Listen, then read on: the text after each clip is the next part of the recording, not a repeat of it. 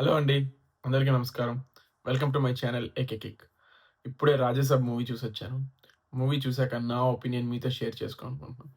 Movie review గురించి మాట్లాడే ముందు నా ఛానల్ లైక్ చేయండి, సబ్స్క్రైబ్ చేసుకోండి.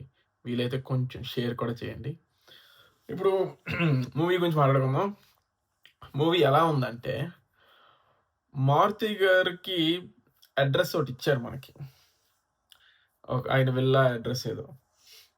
ఆయన దగ్గరికెళ్ళే ముందు, మనం ముందు ఒకసారి 'ప్రభాస్' గారి దగ్గరికెళ్ళి, ఆ తర్వాత 'మారుతి' గారి దగ్గరికెళ్దాం. ఎందుకు ముందు 'ప్రభాస్' గారి దగ్గరికెళ్దాం అనుకున్నామంటే, ఆయనకి చాలా పెద్ద లైనప్ ఉంది. 'స్పిరిట్' అని, 'ఫౌజీ' అని, ఇంకా 'సలార్2', 'కల్కి 2' ఇలా చాలా ఉన్నాయి.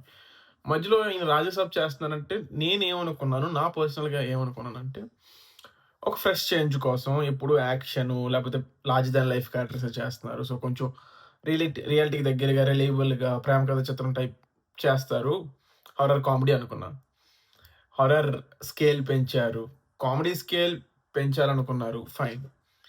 కానీ ఒక మూవీకి అటెంప్ట్ తీసుకుంటున్నప్పుడు, ఆ మూవీకి 100% జస్టిఫికేషన్ చెయ్యాలి. అంటే మనతో పాటు ఈక్వల్ ఫాండమ్ ఉండే డైరెక్టర్‌లకైతేనే నేను 100% ఇస్తాననే ఆలోచనని చాలామంది మార్చుకుంటే బావుంటది. లాస్ట్ టైమ్ 'హరిహర వీరమల్లు' అప్పుడు 'పవన్ కళ్యాణ్' గారు కూడా ఇదే ఫేస్ చేశారు. ఇప్పుడు 'ప్రభాస్' గారికి కూడా అదే అవుతది. కొన్ని చోట్ల నిజంగా 'ప్రభాస్' గారు లేరు. 'హరిహర వీరమల్లు' అప్పుడు 'పవన్ కళ్యాణ్' గారిని ఎలా అయితే ట్రోల్ చేశారో, రేపు ఈ సినిమా ఓటీటీకొచ్చాక కూడా అలాగే ట్రోలింగ్ అవుతది. 'ప్రభాస్' గారు లేరు. ఆయన ఎక్కడో ఫ్రేమ్‌లో డాన్స్ పక్కన ఎక్కడో ఫ్రేమ్‌లో డాన్స్ రికార్డ్ చేసి, దాన్ని హీరోయిన్‌తో కలిపి మెర్జ్ చేసి కొన్ని సీన్స్ తీశారు. అలాగే ఒక ఫైట్‌లో కూడా డూబే అసలది. 200% డూబే. 'ప్రభాస్' గారు లేరసల ఒక ఫైట్‌లో ఫస్ట్ హాఫ్‌లో. అండ్ ఆయన వాయిస్, ఎస్పెషల్లీ వాయిస్ నేను కొంచెం మంచి సౌండ్ ఉన్న చోట చూసా. వాయిస్‌లో చాలా గొంతు గీర పట్టేసిందంటారు చూడండి మన సైడు. అలా వాయిస్ అంతా కొంచెం రఫ్‌గా అయిపోయింది. ఆహ్, చెప్పకూడదు గానీ, ఆయన కొన్ని అలవాట్లు మానేసుకుంటే చాలా ప్రాక్టీస్ చేయాలి వాయిస్. లైక్ సీరియస్‌గా డైలాగ్స్ చెప్తున్నప్పుడు, లేకపోతే యాక్షన్ సీన్స్ అప్పుడు వార్నింగ్ సీన్స్ ఓకే. బట్ మిగతా టైమ్‌లో కొంచెం కామెడీ అప్పుడు గాని, లేదా కొంచెం సెటిల్డ్‌గా పెర్ఫార్మ్ చేస్తున్నప్పుడు గాని, ఆయన డైలాగ్స్‌లో ఎక్కడో ఆ రఫ్‌నెస్ వస్తుంది. అది కొంచెం ఎబ్బెట్టుగా అనిపించింది. కొంచెం అనిపించింది. అపార్ట్ ఫ్రమ్ థట్ ఆయన చాలా యాక్టివ్‌గా కనిపించారు. ఈ కొంచెం బానే అనిపించినా కూడా, ఆ ఫస్ట్ హాఫ్‌లో కొన్ని ప్రాబ్లమ్స్ ఉన్నాయి. సో, ఇప్పుడు 'మారుతి' గారి విషయానికొద్దాం. ఒక మంచి కథ రాసుకున్నారు.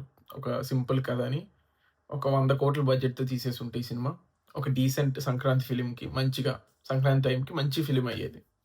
లార్జర్ థాన్ లైఫ్ క్యారెక్టర్ పెట్టి, తాతకేదో హిప్నోటిజం అని చెప్పి, ఇలా ఒక డైరెక్టర్‌గా ఆయన చాలా వరకు ట్రై చేశారు. He gave his best. Undoubtedly this is the Maruti గారి బెస్ట్ వర్క్. చాలా ట్రై చేశారు. నేను ఈ విషయంలో మారుతి గారిని సపోర్ట్ చేస్తాను.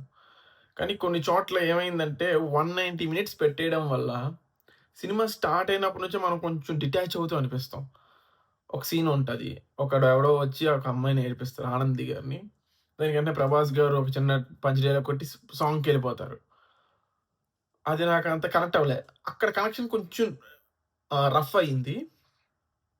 ఫాలోడ్ బై బామ్మగారి సీన్‌లు అవన్నీ కూడా బానే కుదిరాయి. అవన్నీ పర్వాలేదు. అదంతా మళ్ళీ 'ప్రభాస్' గారు ప్రాపర్‌గా ఉన్నారు. ప్రాపర్‌గా షూటింగ్ టైమ్‌కొచ్చారు. నీట్‌గా డేట్‌లిచ్చారు. ప్రాపర్ షూటింగ్ జరిగింది. అంతా బావుంది. మళ్ళీ మధ్యలో 'మాళవిక' గారి ఇంట్రడక్షన్ అయ్యి ఒక ఫైట్ వస్తది. అనవసరమైన ఫైట్ అదైతే నా దృష్టిలో. అస్సలు అవసరం లేదు. నిజంగా చెప్తున్నాను. నాకైతే ఆ ఫైట్‌కి నేను అస్సలు ఒప్పుకో నాకది నచ్చలేదు. ఎక్కలేదసల. సో, తర్వాత తాత క్యారెక్టర్ చాలా బావుంది. సంజయ్ దత్ గారు చాలా చేశారు. అబ్బో! ఈ సినిమాకి one of the main pillar Sanjay Dutt గారని చెప్పొచ్చు. చాలా యాక్ట్ చేశారు. సో, తర్వాత ఇంక హీరోయిన్స్ ఓన్లీ గ్లామర్ అండి. అస్సలు అవసరం లేదు. ముగ్గురు హీరోయిన్‌లు అసలు అవసరమే లేదు. నాకు 'మారుతి' గారితో ఇది ఒక కంప్లెయింట్ నేను ఏం నోటీస్ చేశానంటే, ఒక మంచి సీన్ రాసుకోవడానికి మరి ఆయన ఎక్కువ ఆలోచించలేదేమో. ఆహ్, ఒక హీరోయిన్ క్యారెక్టర్‌ని తీసుకొచ్చేద్దాం, పెట్టేద్దాం, ఒక సీన్ అయిపోద్ది. తర్వాత ఆ సీన్‌తో చిన్న సాంగ్ క్రియేట్ చేసేద్దాం అయిపోద్ది అనే ఉంది. అది నాకు నచ్చలేదు. నాకు అస్సలు ఎక్కలేదు. సరే అలా మెల్లగా 'ప్రభాస్' గారి ఇంట్లో అడుగుపెట్టడంతో ఇంటర్వెల్ అవుతది. ఇంటర్వెల్ తర్వాత ఇంకా నాకు సెకండ్ హాఫ్ నచ్చింది. ఎందుకంటే కొంచెం నీట్‌గా, మంచిగా కథని మెయిన్‌గా ఏమైతే చూపించాలని మారుతి గారు చాలా తపన పడ్డారో అది అంత రిజిస్టర్ అయింది. కామెడీ కొన్ని చోట్ల చాలా బాగుంది. 'ప్రభాస్' గారు అరు కూడా కొంచెం ఫన్ బానే జనరేట్ చేశారు. అంతా బావుంది. సెకండ్ హాఫ్ చాలా బావుంది. ప్రీ క్లైమాక్స్ అండ్ క్లైమాక్స్ అయితే ఈ సినిమాని కాపాడేవి అవే. ఈ సినిమాని కాపాడేవి ఏవైనా ఉన్నాయంటే అవి ప్రీ క్లైమాక్స్, క్లైమాక్సే. ప్రభాస్ గారు చాలా నటించారు. నిజం చెప్తున్నాను. చేశారు. ఆ వాయిస్ చెప్తే ఆ వాయిస్ కొంచెం అది ఉంది గానీ, అది తప్ప నటన పరంగా, యాక్టింగ్ పరంగా ఆయన కొంచెం గ్రేట్. ఆ విషయంలో చేశారు. ఇంకా నాకొకటి అర్థం కాలేదు. ఫస్ట్ ట్రైలర్‌ని అందుకేనేమో మరి సే పెద్దగా దాన్ని అండర్ ప్లే చేసి సెకండ్ ట్రైలర్ రిలీజ్ చేశారు. ఫస్ట్ ట్రైలర్‌లో కొన్ని సీన్స్ లేవు. ముఖ్యంగా అప్‌సైడ్ డౌన్ ఫైట్. ప్రభాస్ గారు రాజు గెటప్ ఏసి థంబ్‌నెయిల్‌లో ఉంటది. అది లేదు సినిమాలో. నేనెళ్లి చూసిన థియేటర్‌లో అయితే అది లేదు.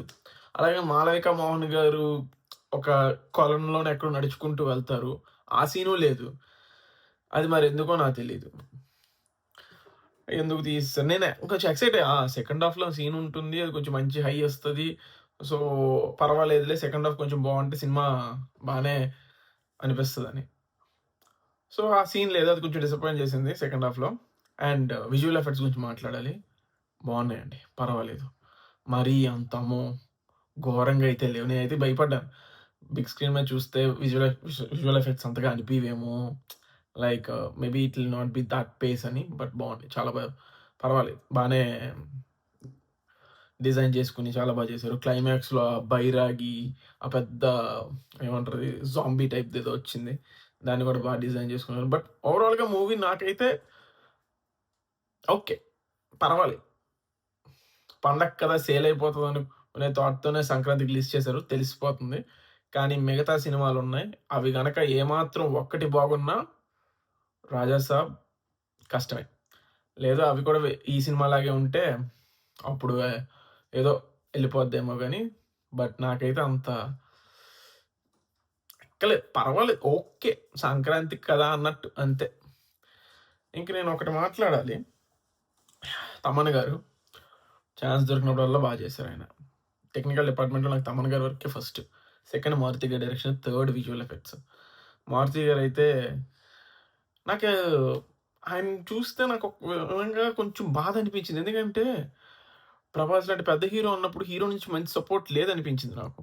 ఈ 'రాజమౌళి' గారు, 'ప్రశాంత్ నీల్' గారు లేకపోతే ఆహ్, పెద్ద పెద్ద డైరెక్టర్‌లకైతే ఎక్కువ టైమ్ ఇచ్చి 'సందీప్ రెడ్డి వంగ', 'నాగేష్' ఈళ్ళకైతే ఈక్వల్ స్టార్డమ్ అని ఎక్కువ సేపు డేట్‌లు ఇవ్వడం ఇలా చేసి వీళ్ళ దానికి ఇలా చేస్తే అదెందుకో కుదరదు కదా!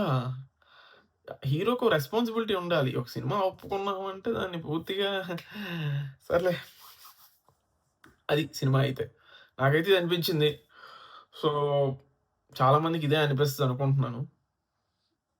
నాకైతే సినిమా ఓకే. చూడండి. మీకు నచ్చితే కామెంట్ చేయండి. నచ్చకపోతే ఎందుకు నచ్చదో కామెంట్ చేయండి. బట్ బేసిక్‌గా నాకైతే సినిమా అంతగా ఓకే అనిపియలేదు. But okay. పర్వాలేదు.